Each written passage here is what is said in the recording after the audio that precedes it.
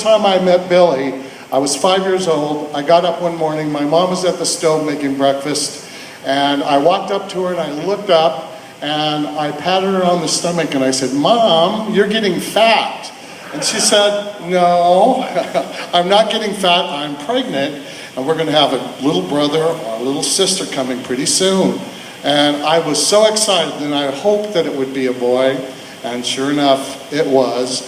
When he was born, my dad picked us up and we went to the hospital. And in those days, you could not go into the hospital room. You couldn't even go into the lobby. They didn't allow it.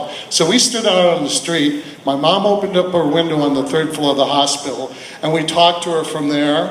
And after a while, we were chatting back and forth, asking how she was, and she asked how we were, and I said, finally I got so frustrated, I said, "Mom, hold the baby out the window so we can see him."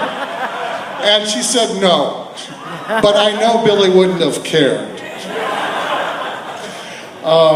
About a few years later, we were on a family vacation going to Yellowstone Park, packed in the car.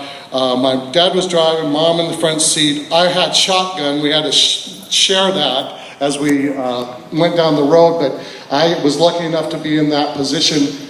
My brother Tom, my sister Beth, Billy was 3 years old, my grandmother all slammed into the back seat. We're going on the road. There's a car ahead of us. A skunk runs out in the road. The car hits it, kills it. It rolls underneath that car, and then immediately we sweep over the dead skunk. And within a minute, this car filled with this most pungent, strong odor of skunk. I mean, it just made your eyes tear. And all of a sudden, Billy's in the back seat, and he screams out, "Mom, something's wrong with my nose." A few years later, he's 5 years old. I'm babysitting. I'm about 11. My dad was working as a meat cutter. They bought a store. My mom was running that while he worked during the day. I was babysitting, and before she left the house, she said, "Make sure those boys clean up their room," my brother Tom and Billy. And so I had to help them do that. They had shared a room, and we were cleaning it, and he was climbing in the closet, pulling out stuff. He pulled out this little yachting cap. It was the kind of little cap that the skipper wore on Gilligan's Island, only he had had it when he was about 3 years old. And he pulled it out, and I said, "Billy, I think that hat's too small for you." "Oh, no, I'm going to put it on." So he tried, and he was pulling it down. Finally, it popped on his head, and it was like a steel band. He got it, I mean, it was so small. He got it on, and then he couldn't get it off. And it was just pressing on his head, and he starts to kick and to scream and to run around the house. And I'm following him around as he's screaming and rolling around the floor. I said, "Billy, let me help you. I can get it off." He ran into the bathroom and locked the door. And it was like two grown men in there fighting for their lives. And finally he opened up the door, and we finally got it off. And then he had this red band that he had to live with for about a week afterwards. That was one of the stories he didn't like me to tell. The last story was, he was in high school, a senior. I'm at college. I come home and I ask him how things are going. He said, "Oh yeah, it was kind of interesting the other night.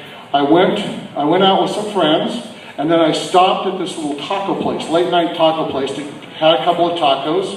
He came home, family was asleep, he went to bed. About an hour later, there's a knock on the door. My dad goes to answer it. It's the police, and they want to see Billy Triplett.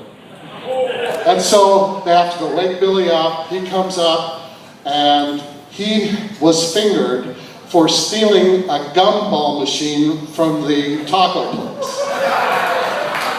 And I can understand why. If the last person you saw before the gumball machine was discovered missing, it was Billy, you might think it was him. But it wasn't. He talked his way out of it. But his version of the story to me was, I'm in my bed, all of a sudden bright lights are all around the house. The sheriff's out with the megaphone saying, Billy Triplett, come out with your, throw off the gumball machine and come out with your hands up.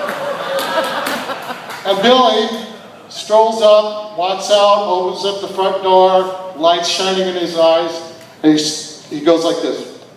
What seems to be the problem, officer?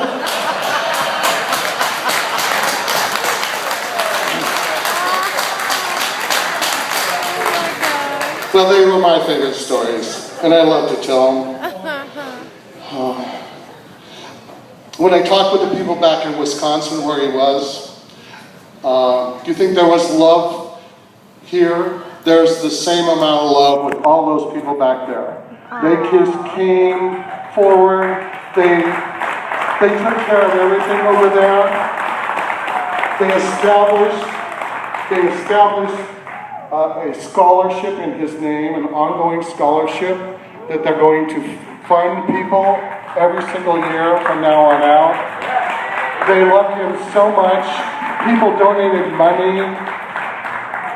They donated time. They did everything. They're going to have a big event in the end of October or the first couple of days of November, and they're going to do a memorial for him. And we're going to go back for that. But I just want you to know the same love, the same things that were said here were said by them. Melanie Jane was the person that actually